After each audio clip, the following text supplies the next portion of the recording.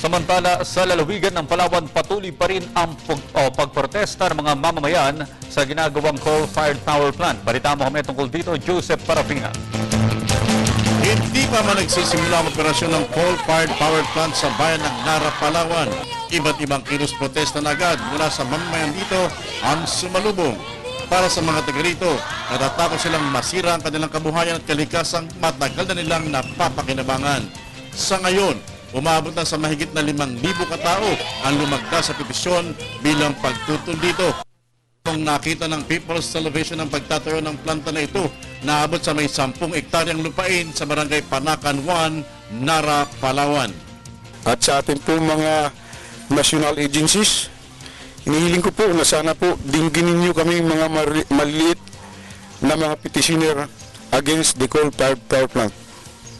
Ganun na rin po dito sa ating sa PCC, sa chairman ng PCSD, na patuloy po nananawagan kami na sana naman ay dinggin po nila kami dahil sa kadalayan ng kami naman ang totoong maepektuhan ito. Huwag dito sa aming lugar, ilipat po nila. Dahil nga sa makakapinsala sa mga kalusugan ng mamamayan, makakapinsala sa aming pangisda at sa aming protected area yung Ras Island po.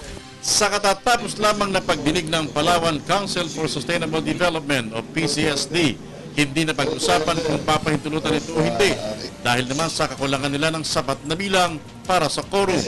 Kaya't ang katanungan, papahintulutan nga ba ito? Nabidi na naman. Pero ang outgoing chairman ng PCSD may pinitiwang pahayag. One more map. Baka next council meeting, baka Sana i-establish ko na ano yung walang action, walang quorum eh. Hintayin natin yung ako, nag-chair ako eh. Sa labas ng gusaling pinagdadausan ng pagdinig, sumugod din ang ilang mga miyembro na mga pumapabor sa planta.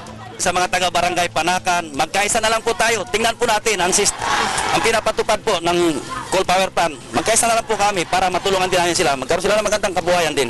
Samantala, isa rin sa pinangambang sirayan ng coal plant ay ang Rasa Wildlife Sanctuary na siyang kilalang pinamumugaran ng kilalang Philippine Cockatoos o tinatawag na Katala. Sa ngayon, nakabitin pa rin sa balag ng alanganin kung may pagpapatuloy ng DMCI o ng Consonhi Group ang pagtatayo ng planta sa lugar.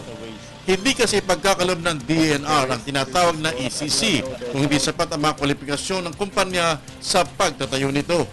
Bukod pa, sa labis na pinapangalagaan ang kapakanan ng inang kalikasan. Mula sa bayan ng Nara, lalawigan ng Palawan, kasama si cameraman Arnold de las Alas, ako si Joseph Parapina para sa Telebisyon ng Bayan.